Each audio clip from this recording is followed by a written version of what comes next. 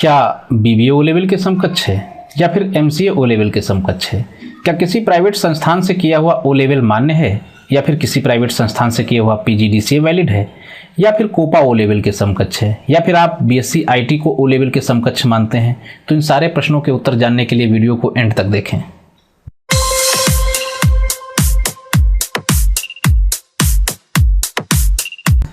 तो भाई इस वीडियो में हम लोग बात करेंगे उत्तर प्रदेश पुलिस की जो वैकेंसी आई हुई हैं एसआई और एएसआई की। क्लर्कियल लेवल की पोस्ट है तो उसमें जो डिग्री मांगी जाती है आपका ओ लेवल मांगा जाता है। तो ओ लेवल से संबंधित जितने भी प्रश्न हैं आपके इसी वीडियो में क्लियर होने वाले हैं। तो आइए शुरू करते हैं। जैसा कि बहुत सारे लोगों ने बीएससी कर रखा होगा, तो बीएससी में क्या होता है, कंप्यूटर साइंस और कंप्यूटर एप्लीकेशन दो चीज़ों में जो है आपका कोर्सेज होता है। तो मान लीजिए बीएससी में किसी ने कंप्यूटर साइंस से तीनों वर्ष में उसके पास कंप्यूटर साइंस रहा है, लेकिन डिग्री तो उसको बीएससी की मिलेगी। तो क्या ये ओ लेवल के समकक्ष है? तो मैं आपको बता दूं, ये आयोग ने बिल्कुल सही तरीके से स्पष्ट किया है कि यह बीएससी जो है आपका कंप्यूटर साइंस से है, तो ये ओ लेवल से ऊपर है। ठीक है, ये आपको जो है विज्ञापन में मिल जाएगी ये फाइल। और इसके अलावा मान लीजिए आपने बीएससी कंप्यूटर साइंस से कर रखा है, लेकिन केवल लास्ट ईयर जो है आपने कंप्यूटर साइंस ले रखा है बीएससी में, फिर आपको बीएससी की डिग्री मिलती है। तो चूंकि आपने जो है 1 साल तक पूरा कोर्स किया अपना कंप्यूटर साइंस, 1 साल तक आपके पास रहा, लास्ट ईयर रहा, और ओ लेवल का कोर्स भी 1 साल का होता है, तो ये दोनों एक दूसरे के समकक्ष हैं। तो ये भी वैलिड है, ये भी वैलिड है। सेम आपका कंप्यूटर एप्लीकेशन में होगा। अगर तीनों वर्ष आपका एक विषय के रूप में रहा है पीएससी में, तो ये आपका BSc computer application O level से ऊपर हो जाएगा, तो वैलिड रहेगा। और मान लीजिए केवल लास्ट वर्ष में आपके पास बीएससी में कंप्यूटर एप्लीकेशन रहा है और आपको डिग्री बीएससी की मिली हुई है, तो ये एक वर्ष का चूंकि ओ लेवल है और 1 वर्ष का ये भी आपका रहेगा, तो ये भी जो है आपका ओ लेवल के समकक्ष हो जाएगा। नेक्स्ट हम लोग देख लेते हैं, क्या बीबीए ओ लेवल के समकक्ष है? नहीं भाई, बीबीए क्या होता है, बैचलर ऑफ बिजनेस एडमिनिस्ट्रेशन, तो ये ओ लेवल के बिल्कुल समकक्ष नहीं है। और फिर बात करें बीएससी आईटी क्या ओ लेवल के समकक्ष है? तो बीएससी आईटी हमेशा जो है ओ लेवल से ऊपर रहती है, तो ये जो है वैलिड है। अब मान लीजिए आपने नीलेट से सीसीए किया है, तो क्या ये ओ लेवल के समकक्ष है? सीसीए क्या होता है, certificate course in computer application, ये केवल 6 मंथ का होता है, इसलिए ओ लेवल के समकक्ष नहीं है। अब मान लीजिए आपने आईटीआई से 52 सप्ताह का कोपा किया है। कोपा आप लोग जानते हैं, कोपा होता है computer operator and programming assistant. ITI क्या है, इंडस्ट्रियल ट्रेनिंग इंस्टीट्यूट। तो इन दोनों का जो है सेम कोर्स रहता है 1 वर्ष का, और लगभग टॉपिक भी सारे सेम रहते हैं, तो ये जो है ओ लेवल के समकक्ष है। बात करें अगर MSc cyber law and security की ट्रिपल आईटी से, तो ये क्या ओ लेवल के समकक्ष है? ट्रिपल आईटी क्या होता है, Indian institute of information technology. तो भाई ये जो है डिग्री आपकी काफ़ी उच्च होने के कारण ओ लेवल के समकक्ष नहीं, यानी ओ लेवल से काफ़ी उच्च है और इसलिए वैलिड है। नेक्स्ट हम लोग देख लेते हैं। अब मान लीजिए किसी ने ओ लेवल इक्विवेलेंट कोर्स जो है यूपी इलेक्ट्रॉनिक्स से किया हुआ है, तो क्या ओ लेवल के समकक्ष है? अब किसी ने ओ लेवल इक्विवेलेंट कोर्स जो है यूपी इलेक्ट्रॉनिक्स से किया है, तो अगर उसकी वैधता 1 वर्ष का है तो भी जो है ये वैलिड होगा। अब मान लीजिए किसी प्राइवेट संस्थान से आपने कंप्यूटर एप्लीकेशन किया हुआ है, तो क्या वो ओ लेवल के समकक्ष होगा? तो इसमें इन्होंने दे रखा है कि अगर वह जो है केंद्र या राज्य सरकार के किसी board, university, UGC, AICTE, IGNOU, नीलेट या डुएक द्वारा निर्गत है और अवधि 1 वर्ष या फिर उससे अधिक है, तो उसके समकक्ष ओ लेवल के माना जा सकता है।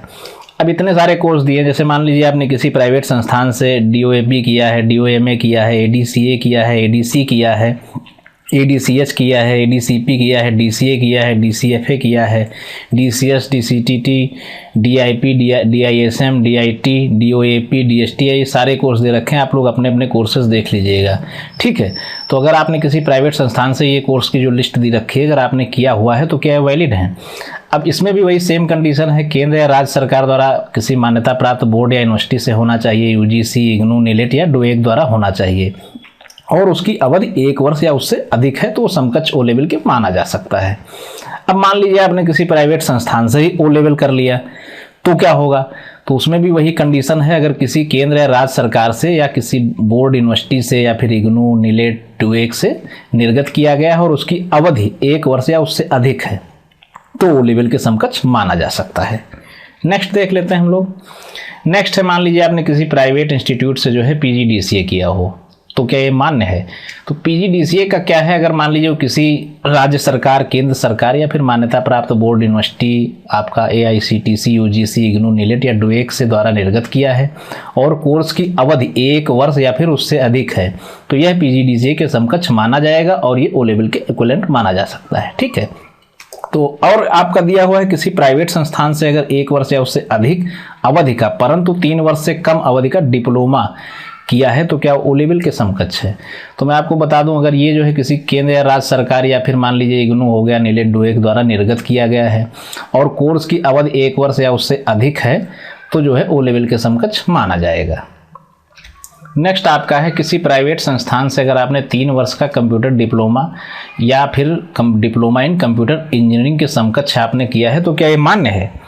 तो ये भी वही सेम है, अगर किसी राज्य केंद्र सरकार द्वारा या बोर्ड द्वारा जो है यूजीसी द्वारा, इग्नू, नीलेट द्वारा अगर निर्गत किया गया है और ये diploma in computer engineering, information technology या फिर इलेक्ट्रॉनिक्स इंजीनियरिंग में है तभी ये वैलिड होगा। कंडीशन इन्होंने दे रखी है। ठीक है, ये डिप्लोमा जो है डिप्लोमा इन कंप्यूटर इंजीनियरिंग या फिर आईटी या फिर इलेक्ट्रॉनिक्स इंजीनियरिंग में होना चाहिए।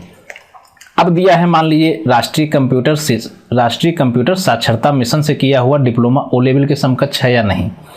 तो इसमें भी वही कंडीशन है केंद्र राज्य सरकार वाली कि बोर्ड या यूनिवर्सिटी से मान्यता प्राप्त हो, इग्नू या फिर नीलेट या डुएक द्वारा निर्गत हो और कोर्स की अवधि 1 वर्ष या उससे अधिक हो तभी ये ओ लेवल के समकक्ष माना जाएगा।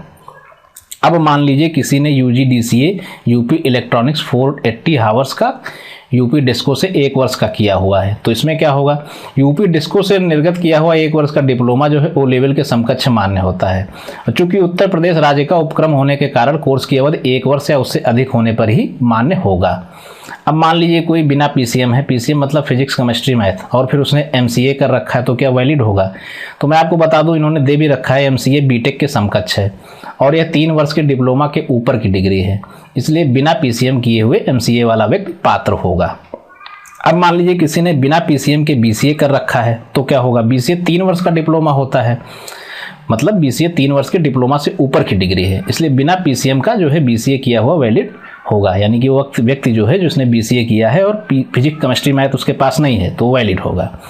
अब मान लीजिए किसी ने बिना पीसीएम के पीजीडीसीए कर रखा है तो क्या होगा, पीजीडीसीए जो है 3 वर्ष के डिप्लोमा से नीचे की डिग्री है, इसलिए बिना पीसीएम के पीजीडीसीए वाला वैलिड नहीं होगा। कहने का मतलब अगर बिना पीसीएम के एमसीए बीसीए आपने किया है तो वैलिड है, लेकिन अगर बिना पीसीएम के आपने पीजीडीसीए किया है तो फिर वो वैलिड नहीं है। समझ गया ना। नेक्स्ट देख लेते हैं। नेक्स्ट आपका दे रखा है यदि किसी व्यक्ति ने बिना पीसीएम के ए लेवल किया हुआ है तो क्या होगा। अब भाई ए लेवल 3 वर्ष के डिप्लोमा की डिग्री है, ठीक है, इसलिए जो है ये बिना पीसीएम का अगर किसी ने ए लेवल कर रखा है तो वो वैलिड होगा, है ना। अब मान लीजिए माध्यमिक संस्कृत शिक्षा परिषद लखनऊ की पूर्व माध्यमा एवं उत्तर माध्यमा तथा इग्नू की बीसीए या और एमसीए डिग्री किया हुआ व्यक्ति पात्र होगा या नहीं। तो भाई इग्नू की बीसीए हो गई और एमसीए हो गई, ये डिग्री 3 वर्ष के डिप्लोमा से ऊपर है और बिना पीसीएम के बीसीए और एमसीए डिग्री का व्यक्ति जो है मान्य होता है, तो इसलिए ये भी जो है वैलिड होगी। ठीक है। अब मान लीजिए किसी ने इंटरमीडिएट में भौतिक विज्ञान के साथ यानी फिजिक्स विषय नहीं है उसके पास इंटरमीडिएट में, लेकिन मैथमेटिक्स के साथ में जो है डिप्लोमा इन कंप्यूटर इंजीनियरिंग कर रखी है तो क्या होगा। अब यह डिप्लोमा जो है किसी भी मान्यता प्राप्त संस्थान अथवा गवर्नमेंट रजिस्टर्ड जो है इंस्टीट्यूशन से है और कोर्स की अवधि 3 वर्ष या उससे अधिक है और यदि प्रमाण पत्र केंद्र राज्य सरकार द्वारा स्थापित मान्यता प्राप्त जो है किसी भी बोर्ड यूनिवर्सिटी जैसे इग्नू, यूजीसी, नीलेट या डुएक से है निर्गत है तभी जो है ये वैलिड होगा। तो उम्मीद करता हूँ ये सारे कोर्सेज जो मैंने आपको बताया आपके समझ में आ गए होंगे। अब आपको अपनी डिग्री को लेकर कोई भी कन्फ्यूजन दिमाग में नहीं है। अगर मान लीजिए कोई कन्फ्यूजन है तो आप सीधे हमसे जो है कमेंट के माध्यम से संपर्क कर सकते हैं या फिर हमारी ईमेल आईडी आपको पता ही है upSSC-lecturesonline@gmail.com है, तो आप इस पर हमसे सीधे संपर्क कर सकते हैं, मैं आपको बिल्कुल जवाब दूंगा। तो नेक्स्ट वीडियो में आप सभी लोगों से फिर मुलाकात होगी कुछ अच्छे प्रश्नों के संग्रह के साथ में। वीडियो अच्छा लगा हो तो लाइक कीजिएगा, अपने फ्रेंड्स के साथ शेयर कीजिएगा और जो लोग नए हैं वो लोग चैनल को सब्सक्राइब करके हमारे